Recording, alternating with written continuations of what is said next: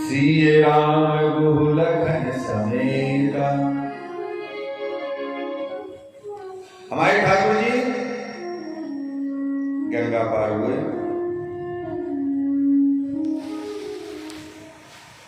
गोस्वामी जी ने लिखा केवट उतरि दंडवत कीना, प्रभु ही सकुच यही नहीं कछु दीना।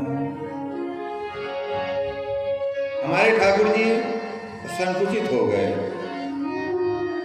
कि अब हम केवट को उतराई क्या दें,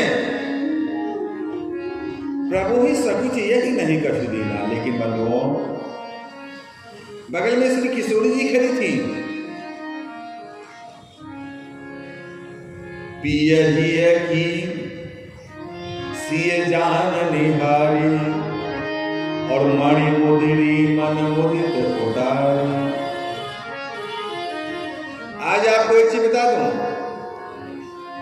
पत्नी का मतलब क्या होता है मालूम है? पत्नी किसे कहते हैं? संतों ने बहुत सुंदर अर्थ बताया पत्नी का। आजकल तो प्राय करके वाइफ होती हैं।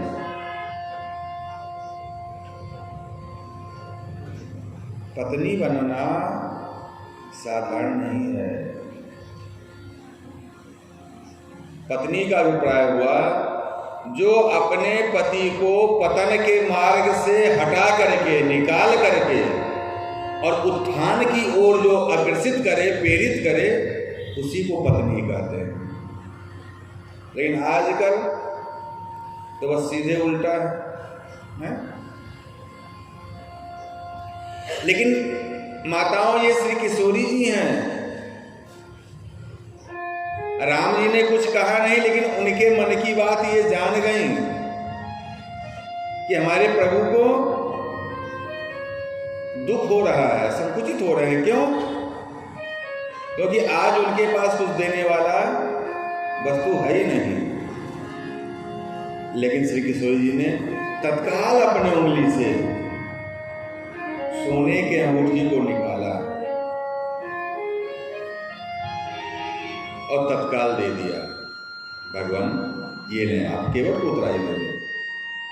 लेकिन आज की पत्नी यदि पति किसी मुसीबत में फंसा वो कह दे हम ऐसे दे देंगे, हमारे माता पिता ने हमको दिया था, हैं?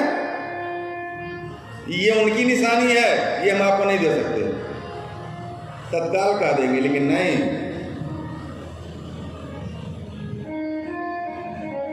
ये अंगूठी जो है ब्रह्मा जी ने दिया था श्री किशोरी जी को विवाह में। ये कोई साधारण अंगूठी नहीं थी।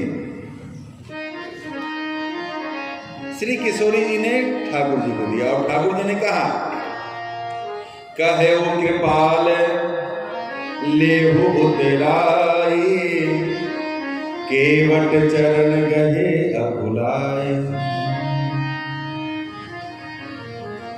ए भैया केवट, ये लो, ये तुम्हारी उतराई है। जैसे भगवान ने कहा, केवट ने चरणों को पकड़ लिया, कहा प्रभु ये आप क्या कह रहे हो? आप हमें उतराई दे रहे हो? आप नहीं जानते हो प्रभु, आपने जो आज मुझे दे दिया ना, अब उसको प्राप्त करने के बाद अब किसी चीज की इच्छा नहीं रह गई। केवट ने कहा, नाथ आज मैं काह न पावा, मिटे दोष दुख दारिद्र दावा। हे नाथ, आज मैं क्या नहीं पाया? मेरे जीवन के जितने भी दोष थे, जितनी भी दरिद्रता थी, वो सब आज समाप्त हो चुकी है। मिटे दोष दुख दारिद्र दावा। और प्रभु एक बात बताऊं आपसे, मैंने मजदूरी तो बहुत दिन तक किया, बहुत काल मैं कीन मजदूरी, आज दीन विधि बनी भल भूरी। मजदूरी तो मैंने आजीवन किया, लेकिन यदि सही में पूछा जाए तो ब्रह्मा जी ने वस्तुतः में सही मजदूरी मुझे आज दिया है। आज दीन विधि भली बड़ी बोली। और फिर प्रभु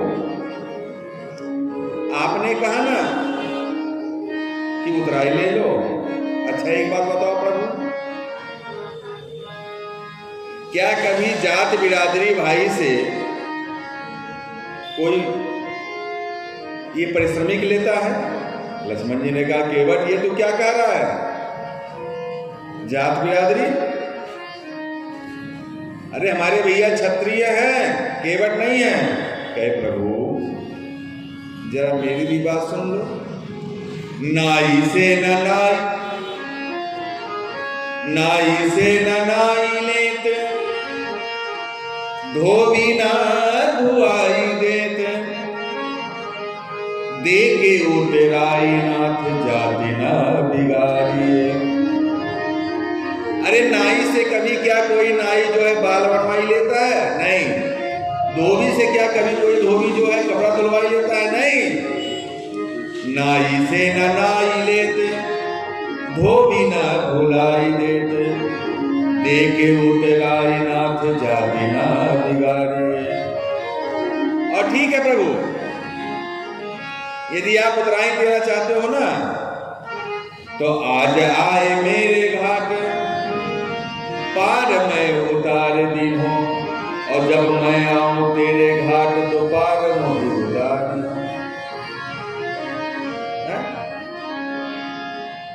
लक्ष्मण भैया इसमें कोई बुरा मानने वाली बात नहीं है। हम भी केवट हैं, ये भी केवट है, बस थोड़ा सा फर्क है। जानते हो क्या? कि हम बहुत छोटे घाट के केवट हैं और आपके जो भैया है ना ये तो भवसागर के केवट हैं। बोलो सियावर रामचंद्र की। मैं आऊं तेरे घाट तो पार मोही उतारिए। बस प्रभु मुझे यही चाहिए और कुछ नहीं। गोस्वामी जी ने लिखा अब कछु नाथ न चाहिए मोरे, दीन दयाल अनुग्रह दोरे। अब कछु नाथ न चाहिए मोरे, दीन दयाल अनुग्रह दोरे। फिरती बार मोहि जो देवा, सो प्रसाद मैं सिर धर लेवा। फिरती बार मोहि जो देवा, सो प्रसाद सिर धर लेवा। केवट ने कहा प्रभु ठीक है, आप बहुत जिद कर रहे हो ना, ठीक है आपकी बात मैं रख लेता हूं। देखिए केवट कितना बड़ा चालाक है। क्या कहा कि फिरती बार मोहि जो देवा, सो प्रसाद में से देवा। यानी पुनः दोबारा भी जो है ऐसा सौभाग्य प्राप्त करना चाहता है। गोस्वामी जी ने कहा बहुत कीन प्रभु लखन सिय, नहीं कछु केवट ले। विदा कीन करुणायतन, भगत विमल बर दे। आप जानती हो माताएं, हमारे ठाकुर जी अपने भक्तों को पहले बहुत सारा लोभ देते हैं, प्रलोभन देते हैं। किस प्रकार से? पहले वो आपको इतना धन संपत्ति दे देंगे, सुख वैभव दे देंगे कि उसको प्राप्त करके आप उनको भूल जाओ। वही केवट के साथ कर रहे हैं कि बोलो तुमको चाहिए क्या, ये ले लो, वो ले लो, वो ले लो। है? किस प्रकार से? आपने अपने जीवन में भी अनुभव किया होगा। मान लो आप अपने बालक को लेकर के कहीं मार्केट गई हो, अब वो छोटा सा बालक उसने जिद कर लिया कि मैया हमें ये चीज चाहिए, और कदाचित वो चीज उसको लाभ कर नहीं है, आपकी इच्छा नहीं है, तो आप कहोगे कि नहीं, इसके सिवाय तुम और कुछ मांग लो। लेकिन लड़के ने तो जिद पकड़ लिया कि नहीं, मैं लूंगा ही लूंगा। तो फिर अंत में आप क्या करते हो? जब वो किसी भी प्रलोभन से वो नहीं मानता है, वो उसी वस्तु को चाहिए जो वो चाह रहा है, तो आप क्या करते हो? उठाते हो और अपने पत्नी को दे देते हो कि ए जी सुनती हो, लो इसे अब तुम्हें संभालो, ये हमारे कहने से नहीं मान रहा है। वैसा ही हमारे ठाकुर जी ने किया। बहुत कीन क्या, धन ले लो, संपत्ति ले लो, नाना प्रकार का सुख ऐश्वर्य वैभव ले लो, बोलो तुमको क्या चाहिए? केवट ने सीधे मना कर दिया, अब कछु नाथ ना चाहिए मोरे, दीन दयाल अनुग्रह तोरे। मुझे कुछ भी नहीं चाहिए, बस आपकी कृपा बनी रहे, आपकी अनुग्रह बनी रहे, बस। बहुत चालाक है केवट। जब ठाकुर जी समझ गए कि नहीं, वस्तुतः में ये मेरा भक्त है, तो क्या किया? केवट को उठा करके भक्ति मैया श्री किशोरी जी के गोद में दे दिया। गोस्वामी जी ने लिखा, विदा कीन करुणा यतन भगति विमल बर दे, अपनी भक्ति प्रदान कर दी। और आगे बढ़ते हैं।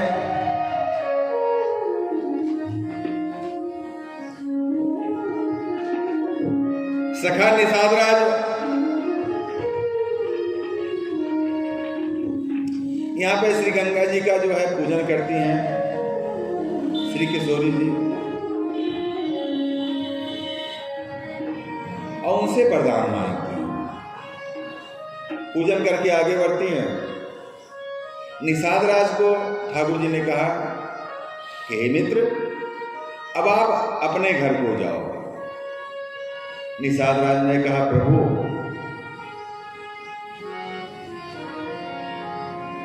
यदि आपकी आज्ञा हो तो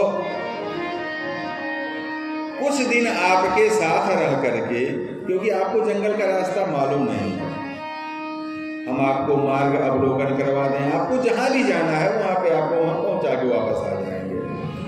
गोस्वामी जी ने लिखा, नाथ साथ रही पंथ दिखाए, कर दिन चार चरण सेवकाए। जब निषाद राज निवेदन करने लगे तो राम जी ने कहा, ठीक है, तो प्रभु आप कहां जाओगे? तो राम जी ने कहा, अब मैं भरद्वाज ऋषि के आश्रम जाऊंगा। और गोस्वामी जी ने कहा, तब प्रभु भरद्वाज पहि आए, तब प्रभु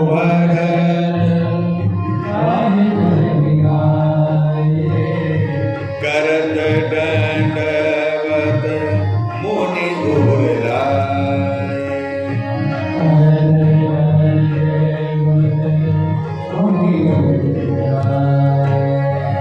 करत दंडवत मुनि दुर्लाए।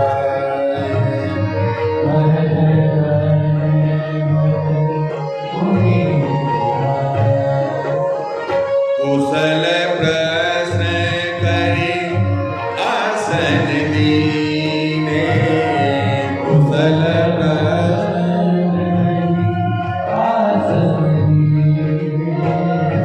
पूजी प्रेम परिपूरण कीने, पूजी प्रेम।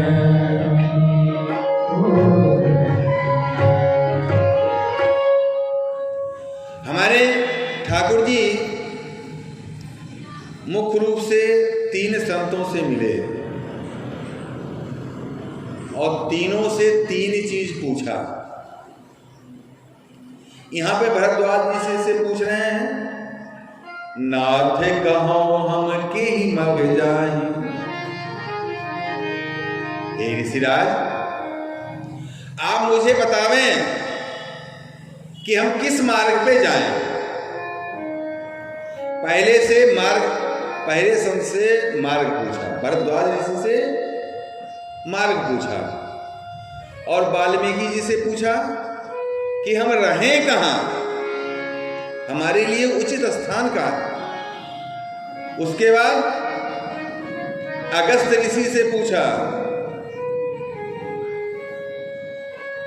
कि आप हमें वो मंत्र बताओ कि जिस मंत्र से हम निशाचरों का वध कर सकें।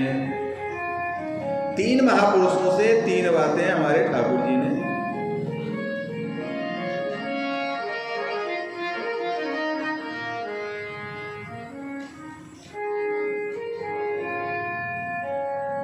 तीन ज्ञान लिया हमारे ठाकुर जी ने 3 महापुरुषों।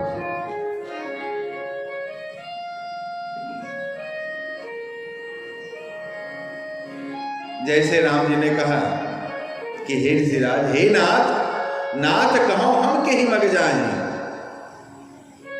हम किस मार्ग से जाएं। ऋषिराज ने कहा, मुनिमन बिहसि राम सन कहि, सुगम भगत तुम कहो आए। अरे प्रभु, आप मुझसे पूछ रहे हो कि हम कौन सा मार्ग है? अरे इस त्रैलोक में कौन सा ऐसा मार्ग है जो कि आपको सुगम नहीं है? ठीक है, यदि आप हमसे पूछ रहे हो तो ठीक है, हम अपने 2-4 शिष्यों को आपके साथ भेज देते हैं, वो आपको बता देंगे।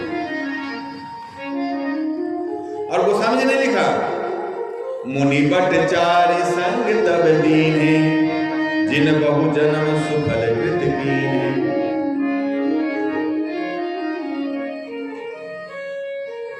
चार संतों को जो है राम जी के साथ कर दिया।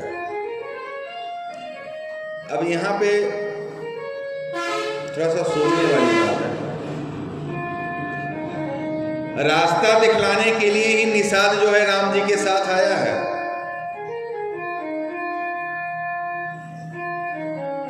लेकिन फिर भी राम जी भरद्वाज ऋषि से पूछे तो क्या निषाद को बुरा नहीं लगा? बुरा लगा। और जब राम जी वहां से चल दिए ना, तो राम जी ने रास्ते में निषाद से कहा कि भैया निषाद, हम तुम्हारे हृदय की बातों को जान रहे हैं, तुम्हें ये बुरा लगा ना कि तुम भी मेरे साथ जो है ये मार्ग दिखाने के लिए आए थे, लेकिन तुम्हारे रहते हुए हमने ऋषिराज से पूछा तो इसका कारण जानते हो क्या है?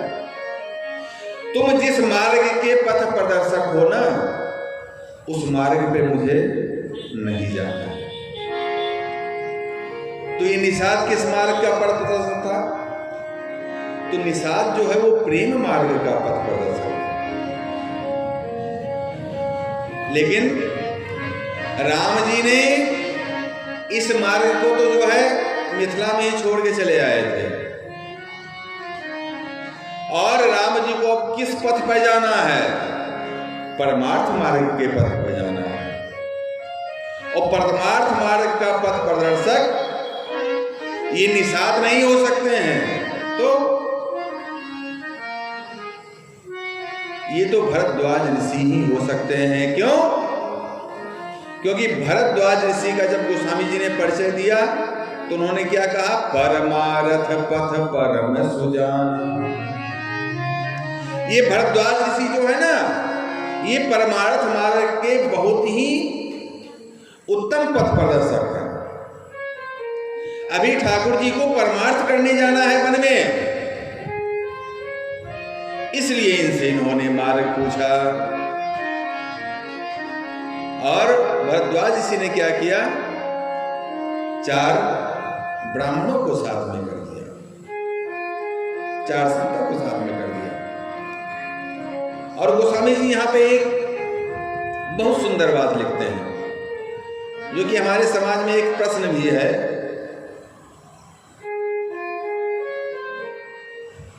कौन सी बात लिखते हैं?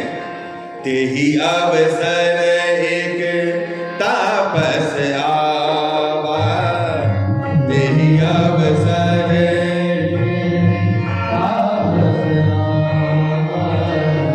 तेज पुंज लघु बयस सुहावा,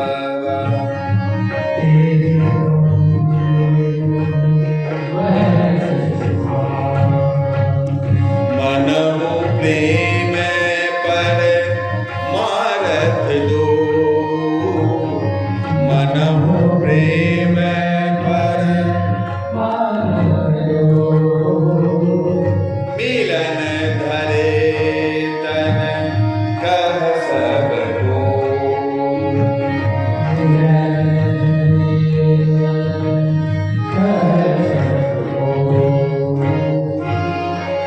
तेहि अवसर एक तापस आवा, तेज पुंज लघु बयस सुहावा। ये एक तपस्वी कौन था? तो गोस्वामी जी ने कहा, मनहु प्रेम परमारथ दो।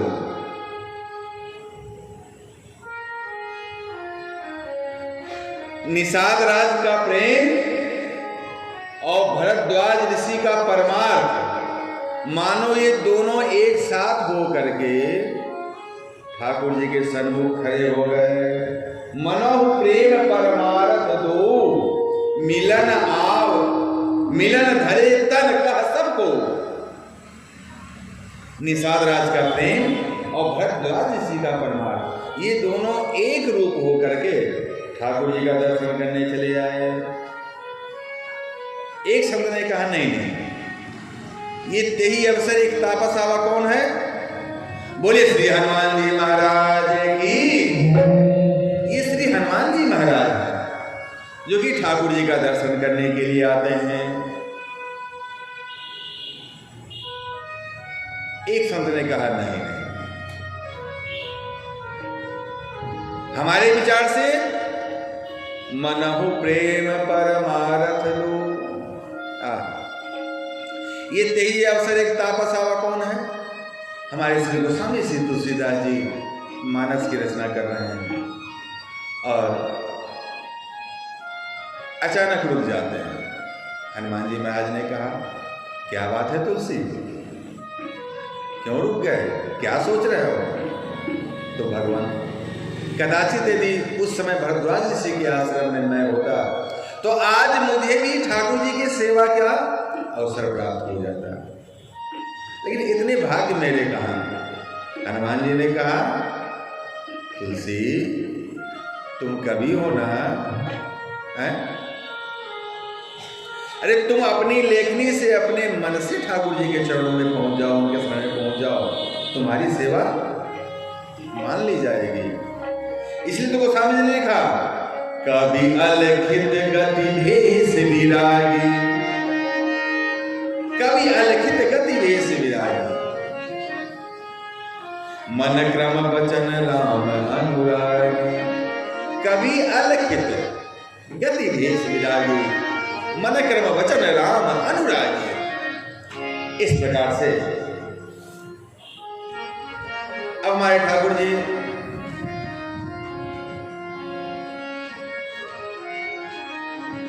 आगे बढ़ते हैं। कहाँ